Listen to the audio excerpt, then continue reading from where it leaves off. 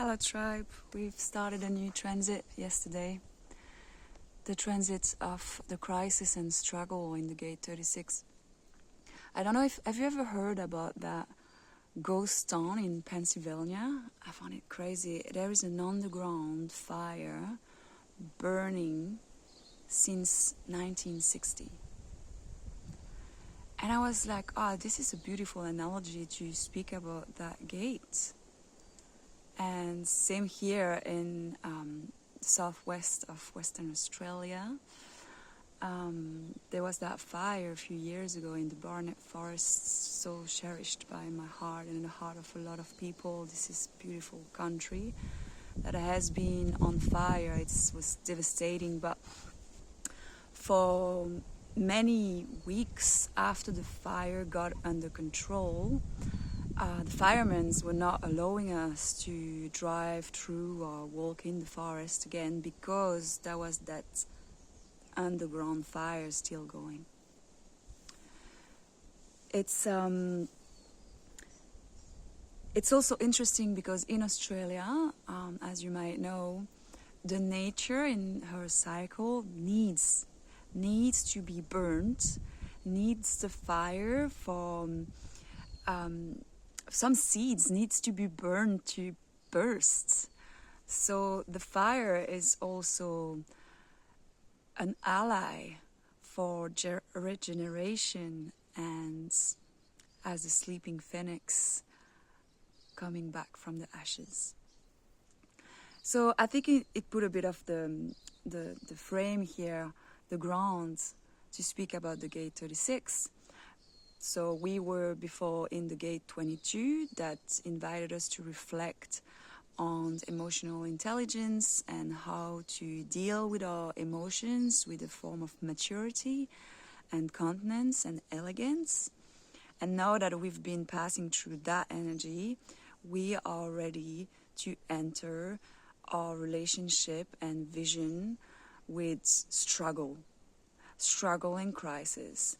And it's one of those gates that is considered with a bit of a bad look because it can be really triggering, and actually you might be experiencing a sense of nervousness and struggle or be triggered in your fight, fly, freeze and fawn patterns because that's the triggering gates. And it's here to teach us to be steady in the midst of chaos. So it can be a real turning point for us, and because it actually puts the light on this shadow, on this underground fire that is burning inside you.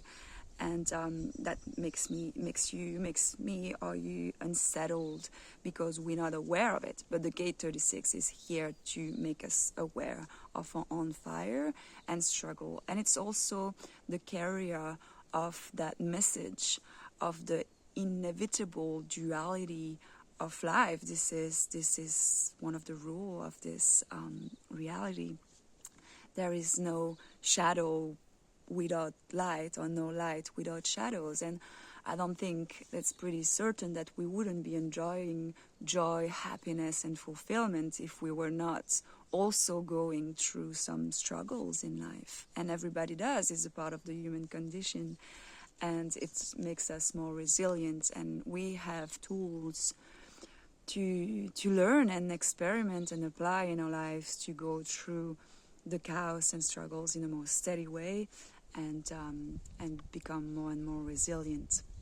And it's just a time of introspection and allowing the tears, allowing the emotions, because we've learned that emotional maturity and elegance in the gate 22, and now we can then really allow it because we are steady, because we're capable to go through the struggles with more resilience.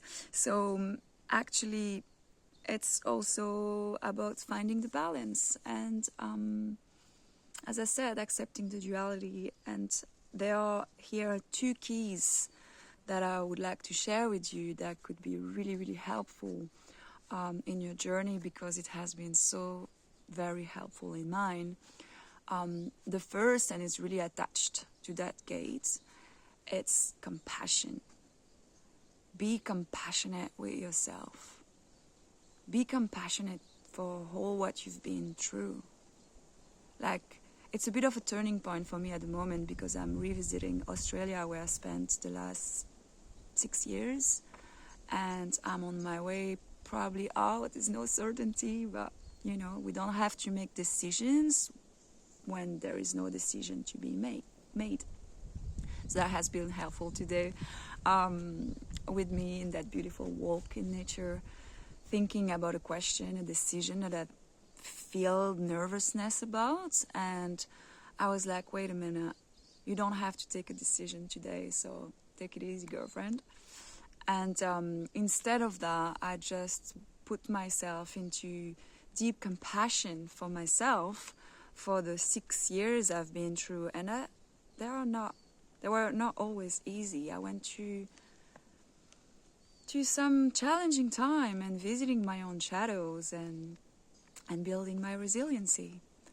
So being compassionate for yourself is really a key to travel those struggles and crisis time.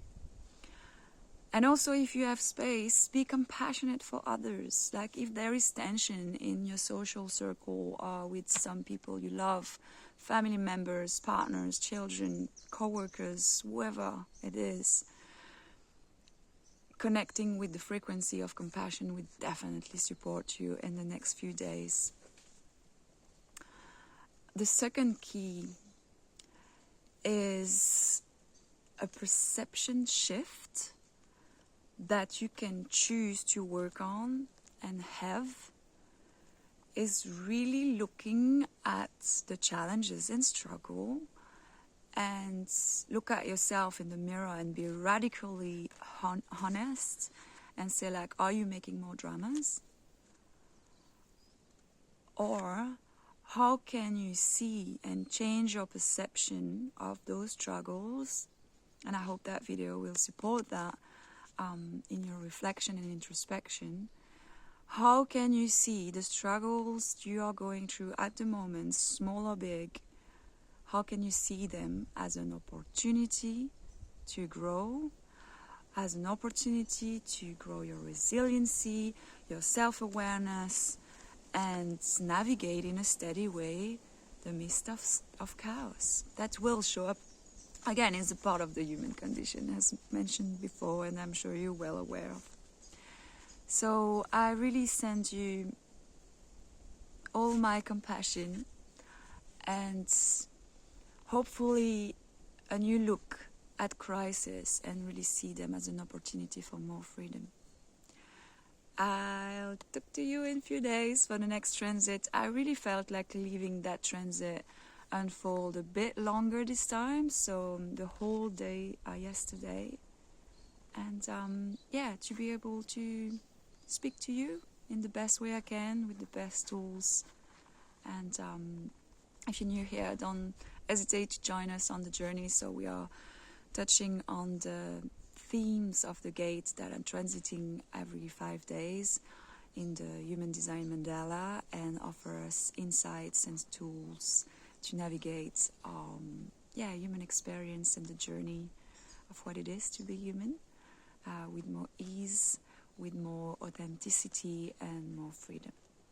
Okay, I'll talk to you soon for the next transit. Bye for now.